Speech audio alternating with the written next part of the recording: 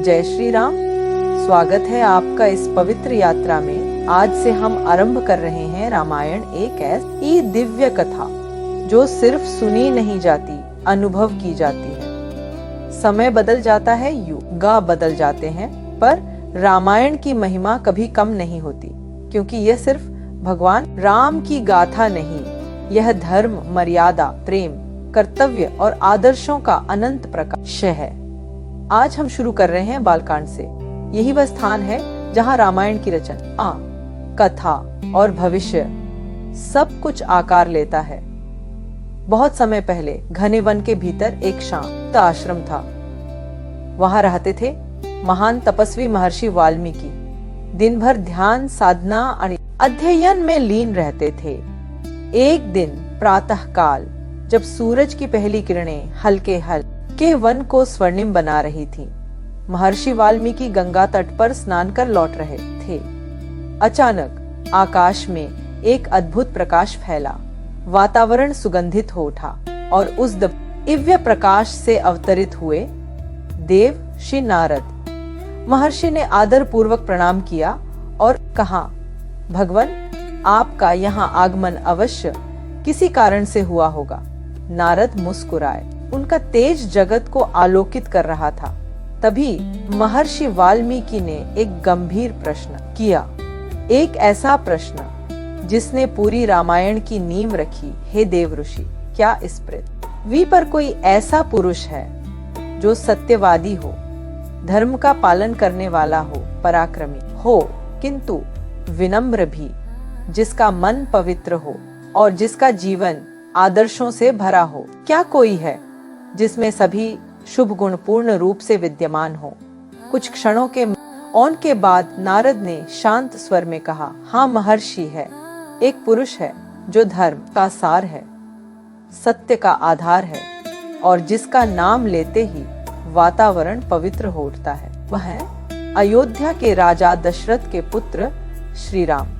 जैसे ही नारद ने राम नाम उच्चारा, वन में एक हल्की दिव्य तरंग फैल गई।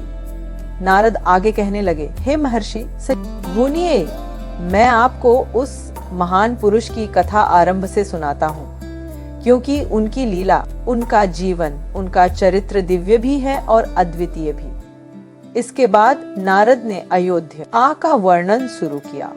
अयोध्या सरयू नदी के तट पर बसी वह पवित्र नगरी जो देवताओं द्वारा स्वयं रची गई थी, शांत, समृद्ध और धर्मपरायण। उस नगरी के राजा थे महाराज दशरथ, धर्मनिष्ठ, तेजस्वी, उदार और वीर। हर दिशा में उनका यश फैला था, लेकिन उनके जीवन में एक दुख था, उनके कोई संतान नहीं थी। वर्ष बीतते गए, यज्ञ, तप, व्रत सब किया, पर हृदय की इच्छा अधूरी ही रही। राजा दशरथ की रातें चिंताओं में कटती और दिन राज्य के दायित्व में बीतते। अब वह समय आ चुका था जब देवताओं को स्वयं इस समस्या में हस्तक्षेप करना था। इधर देवलोक में भी अधर्म बढ़ रहा था। राक्षसों का अत्याचार सीमा पार कर चुका था। रावण का आतंक स्वर्ग, पृथ्वी और पाताल सबको हिला रहा था। देवता ब्रह्मा के पास पहुंचे और बोले, प्रभु, रावण अपनी शक्ति से संसार को पीड़ित कर रहा है। उसे प्रत्यक्ष युद्ध में कोई पराजित नहीं कर सकता, कुछ कीजिए। तभी वह विष्णु भगवान वहां पधारे और उन्होंने कहा, चिंता मत करो, रावण को केवल मनुष्य रूप में ही पराजित किया जा सकता है।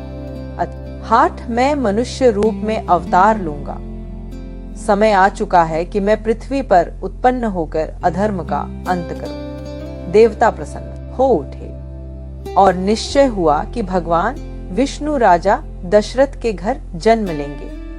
नारद यह दिव्य कथा बताते हुए कहते हैं, हे महर्षि, यही वह आरंभ है, यही वह समय है जब सृष्टि ने मिलकर निर्णय लिया कि राम का अवतरण अब निश्चित है। राम जो सभी गुणों के धाम है, धर्म की परिभाषा है और भविष्य के नायक है। महर्षि वाल्मीकि ध्यानपूर्वक सुन रहे थे। उनका हृदय भक्ति और आश्चर्य से भर गया। उन्होंने धीरे से कहा, देवशूषी, यदि ऐसा महान पुरुष है तो उसके जीवन की कथा भी उतनी ही महान होगी। नारद उत्तर देते हैं, निश्चित ही महर्षि, और इसीलिए आज मैं आपके पास आया हूं ताकि आप इस पवित्र कथा को अपने हृदय, अपने ज्ञान और अपनी साधना से अमर बना दे। आपके माध्यम से यह कथा युगों तक जीवित रहेगी। जैसे जैसे कथा आगे बढ़ती है, वातावरण और भी दिव्य और शांत हो जाता है। वन मानो स्वयं यह गाथा सुन रहा हो। पेड़ पत्ते स्थिर हो गए, हवा शीतल हो गई, और नारद ने अंत में कहा, हे महर्षि, आज हमने राम कथा का द्वार खोला है। अब आप इस कथा को वह रूप देंगे जो आने वाले अनगिनत युगों तक मानवता को प्रकाश देगा। इतना कहकर नारद आकाश में विलीन हो गए। महर्षि वाल्मीकि कुछ देर तक मौन बैठे रहे, फिर बंद आंखों से बोले, यह कथा मैं अवश्य रचूंगा। यह केवल कथा नहीं, यह धर्म का मार्ग है, और मेरा सौभाग्य है कि मैं इसे लिखने का पात्र बना हूँ। इस प्रकार आरंभ होती है रामायण की दिव्य यात्रा देव ऋषि नारद के द्वारा सुनाई गई राम कथा के पहले अध्याय से।